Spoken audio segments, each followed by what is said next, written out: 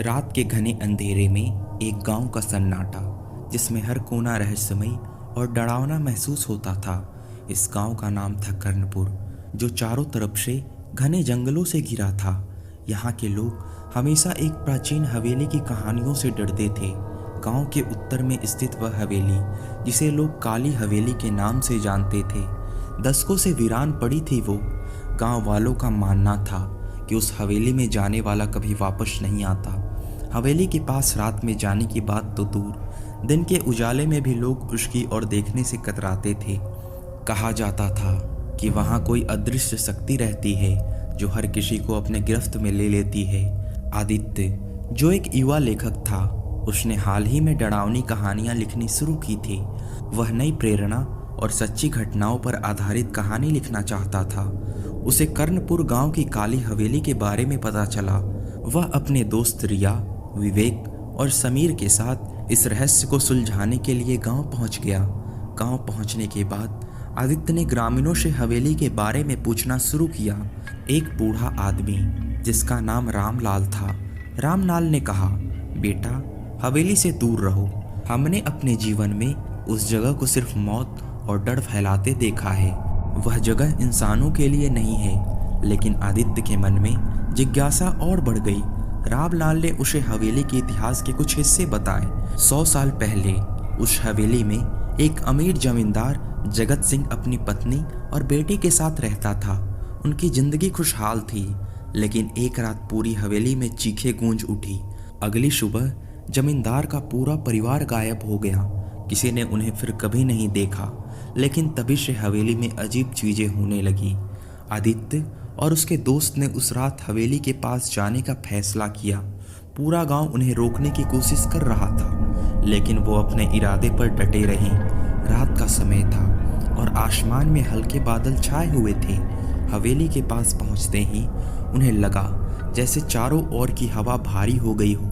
हवेली की टूटी फूटी दीवारें और बंद खिड़कियां किसी भयानक कहानी का इशारा कर रही थी। जैसे ही उन्होंने अंदर कदम रखा, हवेली में हल्की हल्की फुसफुसाहट सुनाई देने लगी। कमरे में घनी धूल जमी थी और फर्श पर अजीब निशान बने हुए थे। विवेक ने मजाक में कहा, शायद यहाँ बिल्लियाँ रहती होगी। लेकिन तभी एक बंद दरवाजा जोर से खटखटा खुला और उनकी हंसी अचानक से डर में बदल गई। जैसे ही आदित्य और उसके दोस्त काली हवेली के भीतर दाखिल हुए, वहां की हवा का भारीपन महसूस हुआ। बाहर की ठंडी हवा की तुलना में हवेली के अंदर का माहौल और भी सर्द और डरावना था। दरवाजे के पीछे से आती हल्की हल्की फुसफुसाहट अब साफ सुनाई देने लगी थी। आवाज मानो किसी अनजान भाषा में मंत्र पढ़ने जैसी थी। रिया ने कांपती आवाज में कहा, ये आवाजें कहाँ से आ रही है? लगता है जैसे कोई हमें देख रहा हो। कमरे के दीवारों पर मकड़ियों के जाले और अजीब लाल धब्बे दिखाई दे रहे थे। विवेक ने मजाक में कहा, शायद ये जमींदार साहब के खाने के दाग हैं। उसकी बात खत्म भी नहीं हुई थी कि अचानक एक कोने में रखी पुरानी कुर्सी जोर से हिलने लगी। सभी ने एक दूसरे की तरफ देखा, लेकिन किसी की हिम्मत नहीं हुई कुछ कहने की। समीर ने धीरे स्वर में कहा, ये हवा है शायद। लेकिन आदित्य को महसूस हुआ कि यह हवा नहीं थी। कुर्सी के हिलने के साथ ही एक अजीब सी परछाई दीवार पर उभरी, जो मानो उनकी ओर बढ़ रही थी। हवेली के मुख्य हॉल के बीच एक टूटी हुई सीढ़ी थी, जो ऊपर की मंजिल तक जाती थी। आदित्य ने सुझाव दिया, हमें ऊपर चलकर देखना चाहिए, शायद वहां कुछ सुराग मिले। रिया ने विरोध किया, आदित्य, यह ठीक नहीं है। मुझे लग रहा है यहाँ से हमें वापस लौट जाना चाहिए। लेकिन आदित्य जिद पर अड़ा रहा। जैसे ही वो सीढ़ियों पर चढ़े, हर कदम पर सीढ़ियाँ चरमराती और एक डरावनी गूंज पूरे हॉल में फैल जाती। आधे रास्ते में पहुंचते ही रिया की चीख सुनाई दी, किसी ने मेरा हाथ पकड़ा, उसने डरते हुए कहा। लेकिन जब सभी ने देखा तो उसके पास कोई नहीं था। समीर ने घबराते हुए कहा, हम यहाँ क्यों आए हैं? ये जगह ठीक नहीं है। पूरी मंजिल और भी डरावनी थी।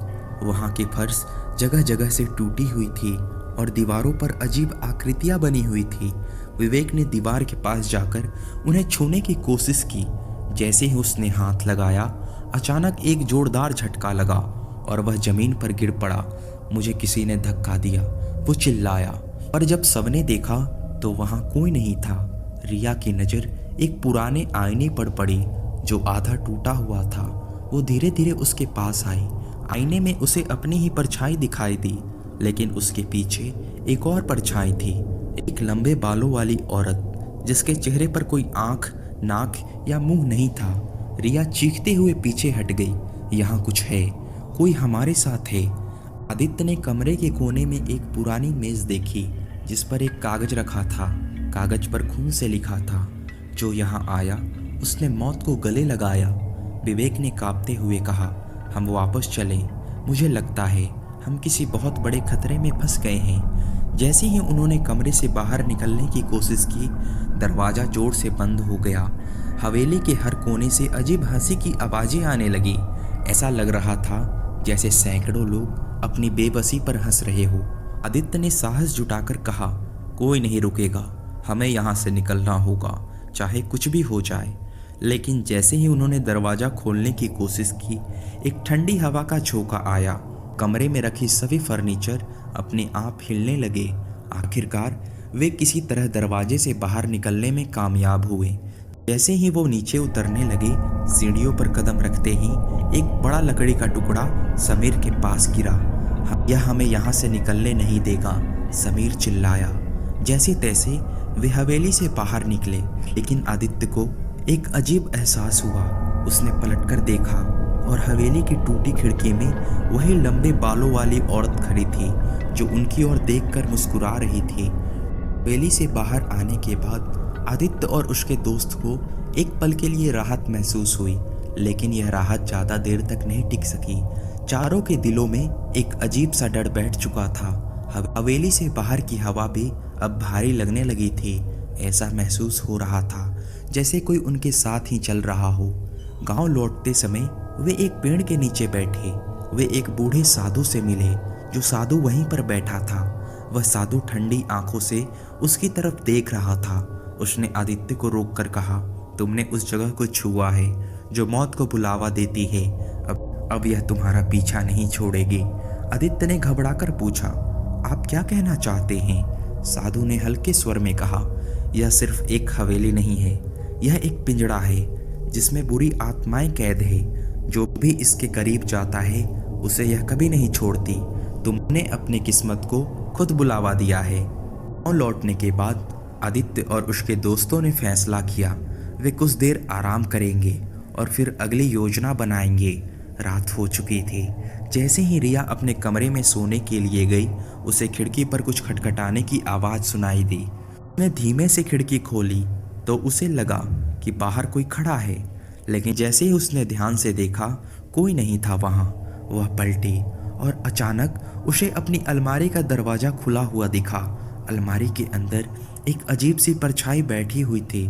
रिया चीखते हुए पीछे हट गई, लेकिन जब उसने फिर से देखा तो अलमारी खाली था। उसी समय समीर अपने कमरे में एक किताब पढ़ रहा था।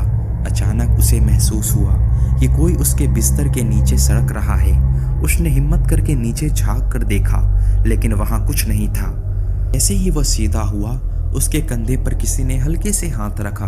वो चौंक कर पलटा, लेकिन वहाँ कोई नहीं था। एक धीमी हंसी की आवाज़ उसके कानों में गूंजने लगी। उसने खिड़की से बाहर देखा तो हवेली की दिशा में जलती हुई लाल आंखें उसे घूर रही थी।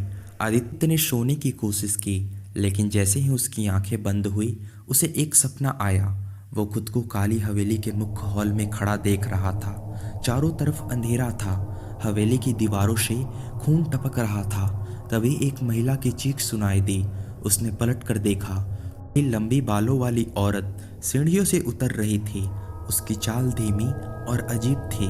उसके हाथों में एक लाल धागा था जिससे वह कुछ खींच रही थी। आदित्य ने ध्यान से देखा तो पाया कि वह एक कटा हुआ सिर था। आदित्य चिल्लाते हुए उठा। उसकी सांसें तेज हो चुकी थी। अगली सुबह सभी ने अपने अनुभव साझा किए। उन्होंने फैसला किया कि वे गांव के किसी बुजुर्ग से सलाह लेंगे। वो रामलाल के पास पहुंचे और उसे सब कुछ बताया। रामलाल ने गंभीरता से कहा, तुम सबने जो देखा वो तुम्हारे दिमाग का धोखा नहीं है। हवेली अब तुम्हारे पीछे है। विवेक ने गुस्से से कहा, यह सब बकवास है। मैं वापस हवेली जाऊंगा और साबित कर दूंगा यह सब सिर्फ हमारा भ्रम है। रामलाल ने उसे रोकने की कोशिश की, लेकिन विवेक नहीं माना। विवेक अकेले हवेली की ओर चल पड़ा।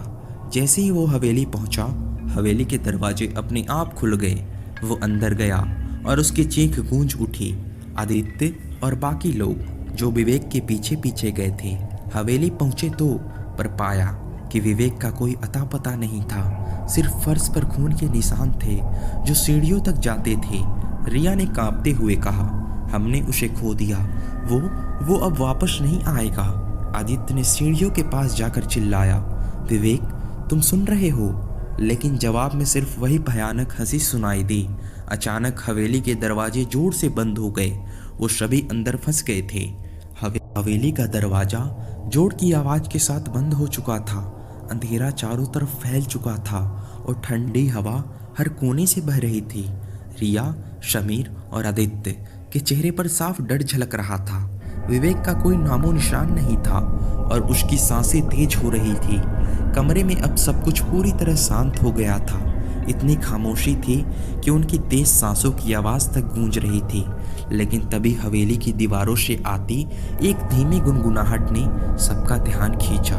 यह किसी महिला की आवाज़ थी जो एक अजीब भाषा में कुछ गा रही थी। रिया ने कांपते हुए पूछा, आदित्य ये क्या है? ये आवाज़ कहाँ से आ रही है? आवाज़ धीरे धीरे तेज होती गई और साथ ही हवेली के कोने में कई दरवाजे अपने आप खुलने और बंद होने लगे।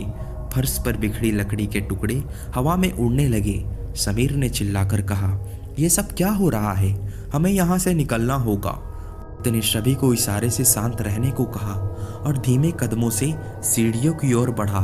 जैसे ही उन्होंने सीढ़ी पर कदम रखा, उन्हें महसूस हुआ कि उनकी पीठ पर कोई घूर रहा है। उन्होंने पलटकर देखा, लेकिन वहां कोई नहीं था। सीढ़ियां चढ़ते ही वे एक हॉल में पहुंचे जो पहले से भी ज्यादा अजीब और डरावना था। दीवारों पर खून के छींटे और अजीब आकृतियां बन गई थी। कोने में आती धीमी हंसी उनकी हिम्मत को तोड़ रही थी। देखो ये क्या है? समीर ने एक टूटी हुई तस्वीर की ओर इशारा करते हुए कहा। तस्वीर में एक परिवार था, एक आदमी, एक औरत और उनका बच्चा, लेकिन तस्वीर के चेहरे खुरच दिए गए थे। अचानक गहरी खामोशी के बीच विवेक की आवाज़ सुनाई दी। वो चिल्ला रहा था, बचाओ, कोई मुझे बचाओ। आवाज़ ऊपर की ओर से आ रही थी। आदित्य ने तुरंत ऊपर जाने का फैसला किया। जब वे ऊपरी मंजिल पर पहुंचे तो उन्होंने एक कमरे का दरवाज़ा खुला पाया। अंदर की स्थिति इतनी डरावनी थी कि रिया चीख पड़ी। कमरे के अंदर फर्श पर खून की धारियां खींची हुई थी। खिड़कियां अपने आप खुल बंद हो रही थी। कमरे के बीचों बीच एक कुर्सी पर एक परछाई बैठी हुई थी। वह परछाई धीरे धीरे उनकी ओर मुड़ी। उसके चेहरे पर कोई आंख, नाक या मुंह नहीं था, सिर्फ एक गहरा काला घेरा जिसमें अनगिनत आंखें झिलमिला रही थी। परछाई ने हाथ उठाया और कमरे की दीवारें थरथराने लगी। रिया ने दीवार पर एक नाम देखा जो खून से लिखा था, तुम नहीं बचोगे। ने हिम्मत करके पूछा, तुम कौन हो और विवेक कहाँ है? तभी परछाई ने हंसते हुए कहा, विवेक अब मेरा है। और अब तुम कमरे के कोने में विवेक की चीख सुनाई दी। उन्होंने देखा कि एक परछाई उसे घसीटकर तहखाने की ओर ले जा रही थी। आदित्य ने दौड़कर विवेक को बचाने की कोशिश की, लेकिन जैसे ही उसने परछाई को छूने की कोशिश की, उसकी उंगलियां सुन्न हो गई। ये असली नहीं है, यह कुछ और है, आदित्य बड़बड़ाया। और उसके दोस्त ने विवेक को बचाने के लिए तहखाने का पीछा किया। नीचे जाते ही उन्हें महसूस हुआ कि तहखाने की हवा जहरीली थी। वहां का हर कोना अंधेरे में डूबा हुआ था। खाने में पहुंचते ही उन्होंने देखा कि वहां एक बड़ा गोल घेरा बना हुआ था जिसके चारों ओर अजीब आकृतियां और मंत्र लिखे हुए थे। घेरा के बीच में विवेक बेहोश पड़ा था। जैसे ही वे विवेक के पास पहुंचे, घेरा के चारों ओर आग की लपेटें उठने लगी। एक जोरदार आवाज गूंजी, जो भी इस घेरे को पार करेगा वो मौत को बुलावा देगा। समीर ने डरते हुए कहा, हम अब यहाँ से निकले, विवेक को छोड़कर भी जाना पड़े तो चलेंगे। लेकिन आदित्य ने हार नहीं मानी। उसने एक लकड़ी का टुकड़ा उठाया और आग की लपेटों को हटाने की कोशिश की। तभी तहखाने की दीवारों से सैकड़ों हाथ निकले और उनकी ओर आगे बढ़ने लगे। रिया चीखते हुए पीछे हट गई, लेकिन उन हाथों ने उसका पैर पकड़ लिया। आदित्य ने तेजी से रिया को खींचा और चिल्लाया, यह सब एक भ्रम है, हमें इसे तोड़ना होगा। तहखाने में आग की लपेटें अब और तेज हो चुकी थी। दीवारें से निकलते हाथ मानो अपनी लंबाई बढ़ाते जा रहे थे। रिया के पैर को पकड़ने वाले हाथ काले और जले हुए थे, जैसे किसी सदी पुरानी आत्मा के निशान हो। आदित्य ने पूरी ताकत लगाकर रिया को खींचा, लेकिन वह चीख पड़ी, आदित्य, ये मुझे नहीं छोड़ेंगे, ये मुझे खींच रहे हैं। तहखाने के एक कोने में अंधेरे में भरा एक दरवाजा नजर आ रहा था। समीर ने इशारा करते हुए कहा, वहां देखो, शायद यह बाहर का रास्ता है। लेकिन आदित्य का ध्यान विवेक पर था, जो भी मंत्रों से बने घेरे के बीच पड़ा था। विवेक की चारों ओर की जमीन पर अजीब अजीब शब्द चल रहे थे और हर जलते अक्षर से एक चीख निकल रही थी। जैसे ही आदित्य ने घेरा को पार करने की कोशिश की, चारों ओर से आग की लपटें और भयानक हो गई। आग के बीच से एक आकृति उभरी। यह एक दानव था, जिसकी आंखें अंगारे जैसी लाल थी और उसकी खाल झुलसी हुई थी। दानव की लंबाई लगभग 7 फीट थी और उसके हाथों में बड़े बड़े नुकीले पंजे थे। गहरे और खौफनाक स्वर में कहा, जो इस जगह के नियम को तोड़ेगा, उसे यहाँ की आत्माएं कभी नहीं छोड़ेगी। दानव ने अपनी ओर से एक जोरदार झपटा मारा। आदित्य नीचे गिर गया, लेकिन उसने किसी तरह लकड़ी का टुकड़ा उठाकर दानव की ओर फेंका। लकड़ी आग की लपेटों में जल गई और धुएं में बदल गई। इस बीच समीर और रिया ने उस अंधेरे दरवाजे को खोलने की कोशिश की। जैसे ही उन्होंने दरवाजे को छुआ, एक भयानक चीख सुनाई दी। दरवाजे पर खून से लिखा हुआ था, यहाँ से जो बाहर निकलेगा वो समय को खो देगा। समीर ने पीछे मुड़कर आदित्य से कहा, हमें विवेक को छोड़ना होगा, यहाँ से निकलने का बस यही एक मौका है। लेकिन आदित्य ने मना करते हुए चिल्लाया, मैं विवेक को ऐसे नहीं छोड़ सकता। तुम जाओ, लेकिन मैं उसे वापस लेकर ही लौटूंगा। आदित्य ने विवेक के पास जाने की कोशिश जारी रखी। उसने देखा कि घेरा के अंदर जमीन पर कुछ लिखा था। यह एक मंत्र था जो उस भयानक जादू को तोड़ सकता था। मंत्र पढ़ने की कोशिश करते हुए उसकी आवाज़ लड़खड़ाई, लेकिन हर शब्द के साथ तहखाने में अजीब घटनाएं घटने लगी। दीवारों से निकलते हाथ गायब होने लगे और दानव भी थोड़ा कमजोर पड़ता दिखा। लेकिन जैसे ही आदित्य ने अंतिम शब्द पढ़ा, एक जोरदार चीख पूरे तहखाने में गूंज उठी। विवेक का शरीर हवा में उठ गया और उसके चारों ओर आग की लपटें तेज हो गई। अचानक तहखाने की छत से काले धुएं के बादल उतरने लगे। उसमें से एक एक डरावनी आकृतियां प्रकट होने लगी। वे आत्माएं थीं, जलते चेहरे, खाली आंखें और चीखते हुए मुंह वाली। उनकी आवाजें हवा में गूंज रही थी, तुमने हमें छोड़ा है, अब तुम्हारा अंत निश्चित है। एक आत्मा ने रिया की ओर झपटा मारा और उसके गालों पर निशान छोड़ दिए। रिया जमीन पर गिर गई और समीर ने उसे उठाने की कोशिश की। ज़्यादा देर तक नहीं रुक सकते, समीर चिल्लाया। उसने अपनी पूरी ताकत से मंत्र को दोहराया।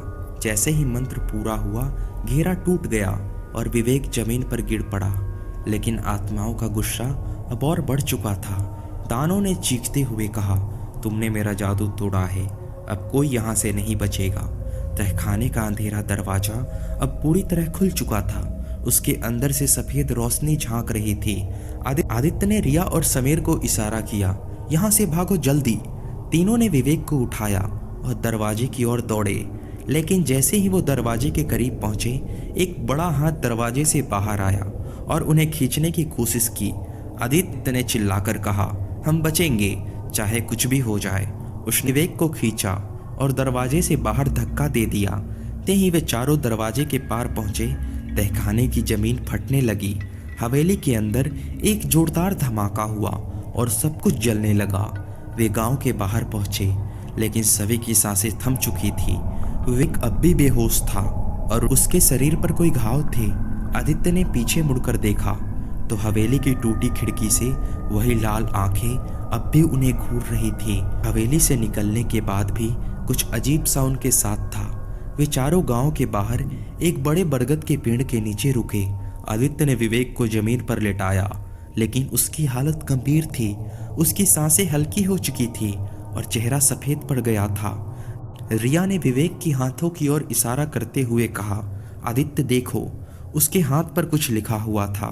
विवेक की कलाई पर गहरे लाल रंग से उभरे अक्षरों में दिख रहे थे, मैं वापस आऊंगा। रिया ने डरते हुए पूछा, ये क्या है? क्या यह किसी आत्मा का निशान है? समीर ने घबराकर कहा, यह जादू है। हवेली ने उसे छोड़ने से पहले यह निशान दिया है। इसका मतलब यह अब भी खत्म नहीं हुआ। रात गहराने लगी, आसमान के तारे गायब हो गए और अचानक एक अजीब सी ठंडक महसूस होने लगी। की शाखाएं हिलने लगी, जैसे किसी ने उन्हें जोर से पकड़कर हिलाया हो। हवा में तेज आवाजें गूंजने लगी। आदित्य ने महसूस किया कि उनकी परछाइयां अब हिल नहीं रही थी। कुछ सही नहीं है, हमारी परछाइयां जम गई है, यह सामान नहीं है। रिया ने डरते हुए कहा, आदित्य वो देखो। बरगद के पेड़ की जड़ें हिलने लगी, जमीन फटने लगी और वहां से काले धुएं का गुब्बारा निकला। धुएं के बीच में वही दानव की आकृति उभरी जो तहखाने में थी। इस बार उसका चेहरा और विकृत था। उसकी आंखों से खून की बूंदें टपक रही थी और उसके हाथों में एक जलती हुई चेन थी। दानव ने गहरी और डरावनी आवाज में कहा, तुमने मुझे हराने की कोशिश की, लेकिन यह सिर्फ शुरुआत है। अब तुम सब मेरे हो। तभी विवेक, जो बेहोश पड़ा था, अचानक उठ बैठा। उसकी आंखें सफेद हो चुकी थी और उसका चेहरा भावहीन था। वो धीमी आवाज में बड़बड़ाने लगा, तुम सब नहीं बच सकते, यह सिर्फ मौत की शुरुआत है। विवेक ने रिया की ओर देखा और उसकी गर्दन पर हाथ रखा। रिया चीखने लगी, उसकी त्वचा पर जलने के निशान बनने लगे। आदित्य ने तेजी से विवेक को पीछे खींचा, लेकिन उसकी ताकत अब इंसानी नहीं थी। आसपास की झाड़ियों से अजीब आकृतियां निकलने लगी। वे आत्माएं थीं, जिनके चेहरे जले हुए और शरीर अधमरे से थे। उनके मुंह से एक ही बात निकल रही थी, तुम यहाँ से बच नहीं सकते। आदित्य ने पास पड़ी एक लकड़ी उठाई और आत्माओं को डराने की कोशिश की, लेकिन वे और करीब आने लगे। एक आत्मा ने समीर के हाथ को पकड़ लिया। समीर ने चिल्लाकर कहा, यह मेरी जान ले लेगी, इसे हटाओ। आत्मा के हाथ बर्फ की तरह ही ठंड थे और जहां उसने समीर को पकड़ा था वहां उसकी त्वचा नीली पड़ने लगी। आदित्य ने बड़ी मुश्किल से समीर को छुड़ाया। तभी हवाओं में एक नई आवाज गूंजी। यह एक महिला की आवाज थी। वो गुस्से और दर्द से भरी हुई थी। तुमने मेरी नींद तोड़ी है, अब तुम सब इसकी कीमत चुकाओगे। रिया ने कांपते हुए पूछा, ये कौन है? क्या यह हवेली की मालकिन है?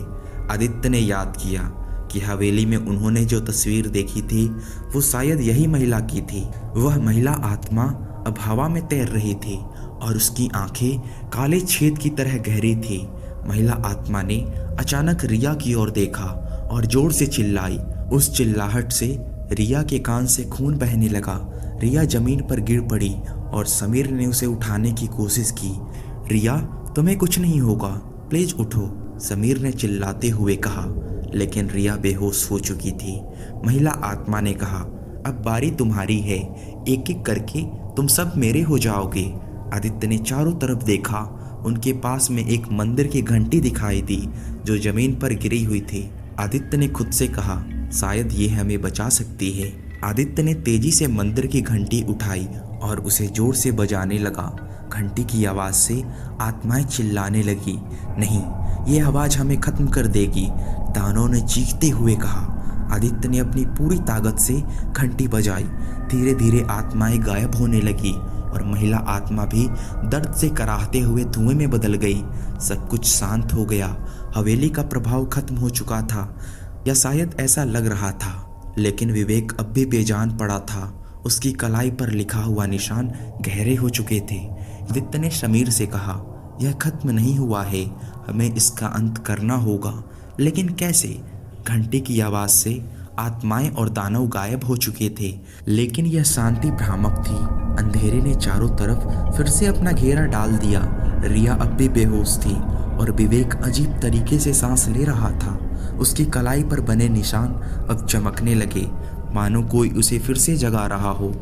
जैसे ही आदित्य ने विवेक को होश में लाने की कोशिश की, हवा में एक जोरदार चीख गूंज उठी। यह एक महिला की चीख थी, लेकिन उसके साथ घोड़े की टापों और जंजीरों के खड़कने की आवाज भी थी।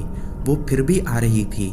समीर ने कांपते हुए कहा, वो फिर से आ रही है। समीर ने कांपते हुए कहा। आसमान पर बादल गहराने लगे और हर दिशा से गूंजती चीखें सुनाई देने लगी। यह सिर्फ चीखने की आवाज नहीं थी, हर आवाज में दर्द, गुस्सा और बदले की भावना थी। रिया ने अचानक अपनी आंखें खोली। उसकी आंखें सफेद हो चुकी थी और उसका चेहरा एकदम भावहीन था। उसने धीमे स्वर में कहा, तुम सब नहीं बच सकते। उसने तुम्हें देख लिया है, अब कोई नहीं बचेगा।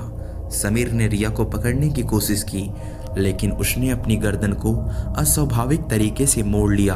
उसकी हड्डियों की चटकने की आवाज सुनकर समीर पीछे हट गया। ये रिया नहीं है, आदित्य चिल्लाया। रिया ने जोर से हंसते हुए कहा, रिया अब नहीं है, सिर्फ मैं हूँ और अब तुम मेरे पास हो। तभी चारों तरफ से झाड़ियों में हलचल होने लगी। पेड़ों के बीच से कई आकृतियां बाहर आने लगी। वे काले घोड़े पर सवार आत्माएं थी। तभी चारों तरफ से झाड़ियों में हलचल होने लगी। पेड़ों के बीच में कई आकृतियां बाहर आने लगी। वे काले घोड़े पर सवार आत्माएं थी, जिनके चेहरे धुएं से ढके हुए थे। उनके हाथों में जलती हुई जंजीरें थी। उनके आने से जमीन हिलने लगी और हवा में जलने की गंध फैलने लगी। ये मौत का काफिला है, समीर ने बड़बड़ाया। ये हमें वापस ले जाने आए हैं। एक घुड़सवार ने अपनी जलती हुई जंजीर फेंकी। जंजीर हवा में सुलग रही थी और सीधे आदित्य की ओर बढ़ी। आदित्य ने झुककर खुद को बचाया, लेकिन जंजीर जमीन से टकराते ही आग के गोले में बदल गई। हमारा कोई रास्ता नहीं बचा, समीर चीख पड़ा। लेकिन आदित्य ने चिल्लाकर कहा, हम हार नहीं मान सकते, हमें इस श्राप से निकलने का कोई रास्ता खोजना होगा।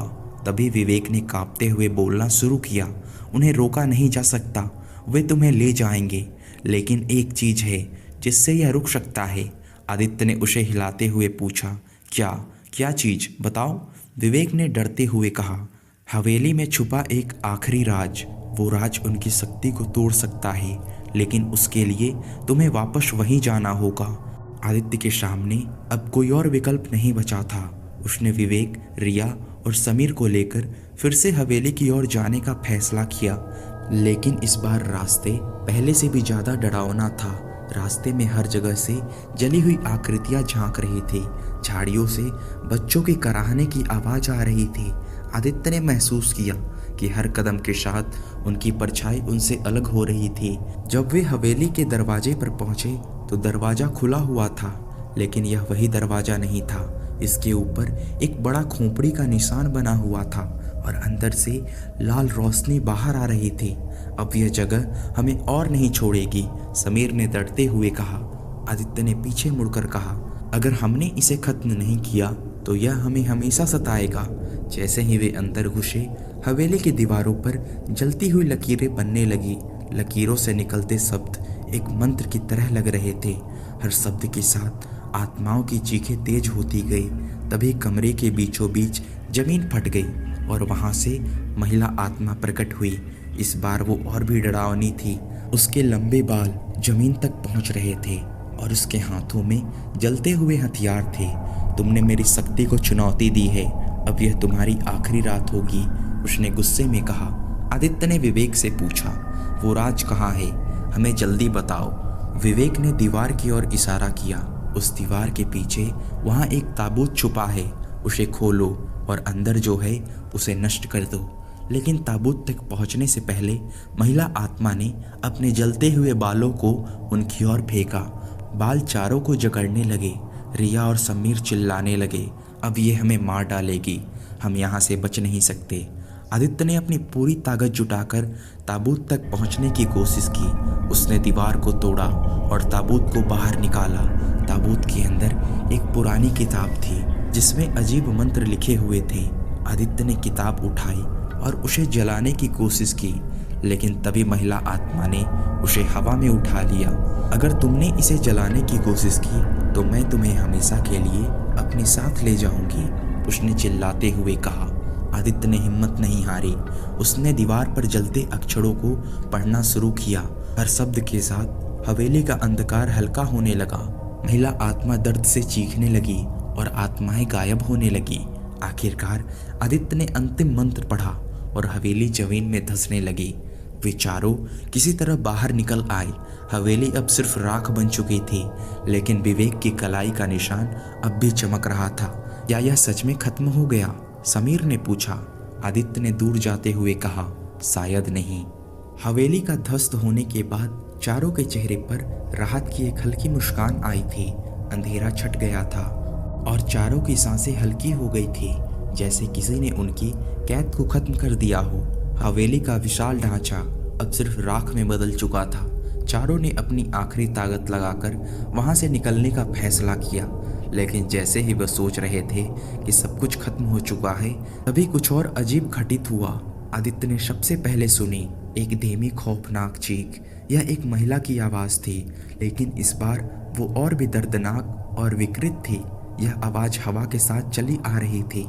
यह आवाज़ कह रही थी, तुमने मुझे खत्म किया, लेकिन मुझे पूरा खत्म नहीं किया। समीर ने डरते हुए कहा, क्या यह वही आत्मा है? यह वो नहीं हो सकती। आदित्य ने गहरी सांस ली। ये तो अब खत्म हो चुकी थी।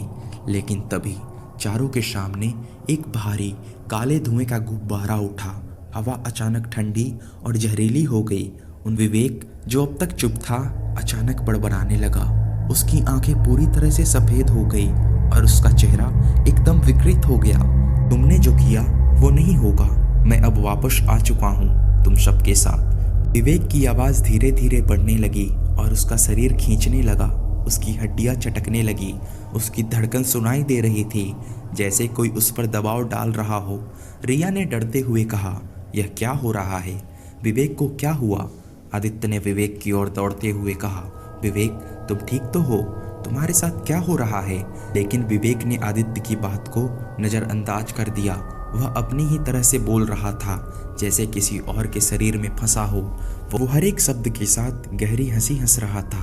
तभी अचानक उस काले धुएं के बीच एक भयानक आकृति प्रकट हुई।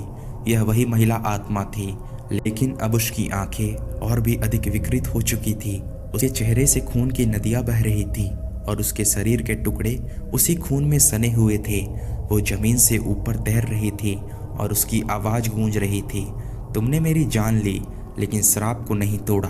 अब तुम सब मेरे हो। आदित्य ने रिया को खींचते हुए कहा, यह श्राप पूरी तरह से खत्म नहीं हुआ है। हमें इससे बाहर निकलने का एक तरीका ढूंढना होगा। लेकिन जैसे ही आदित्य ने कदम बढ़ाया, महिला आत्मा की आंखों में एक काला तूफान सा घूमा और उसने जोर से चीखते हुए कहा, अब तुम सब खत्म हो जाओगे। महिला आत्मा ने चलती हुई जंजीरें फेंकी। जंजीरें जमीन पर कागज की तरह हल्की थी, लेकिन जब वे चारों पर पड़ी तो एक चिपचिपी गर्मी ने उन्हें जकड़ लिया। समीर चिल्लाते हुए गिर पड़ा और उसकी त्वचा झुलसने लगी। समीर! आदित्य चिल्लाया, लेकिन समीर की चीखें अब मध्यम हो चुकी थी। अब हवेली का पूरा इलाका एक विशाल काले बादल में तब्दील हो चुका था। सभी आत्माएं जिनका वे सामना कर चुके थे अब उभर आई। से हरेक की आंखों में गुस्सा और बदला था। वे चारों ओर से आकर आदित्य और उसके दोस्तों को जकड़ने लगे। विवेक अब पूरी तरह से बदल चुका था। उसकी आंखों में अजीब सी चमक थी और उसकी हड्डियां अब भयानक रूप में विकृत हो चुकी थी। वह अब एक भयानक दानव जैसा दिखने लगा था। उसने अपनी आवाज़ को बदलते हुए कहा, अब तुम सब मेरी दुनिया में हो। अब जो कुछ भी होगा वो मेरी मर्जी से होगा। महिला आत्मा ने आदित्य और समीर को अपनी ओर खींच लिया। उनके शरीर जलने लगे। रिया और आदित्य की आंखों में आंसू थे, लेकिन वे चिल्ला नहीं सके। ये मुंह से कोई भी आवाज़ नहीं निकल रही थी। तुम लोग कभी भी नहीं बच सकते, महिला आत्मा ने हंसते हुए कहा। जैसे ही महिला आत्मा ने दोनों को घेर लिया, एक भयंकर लहर उनके अंदर समा गई।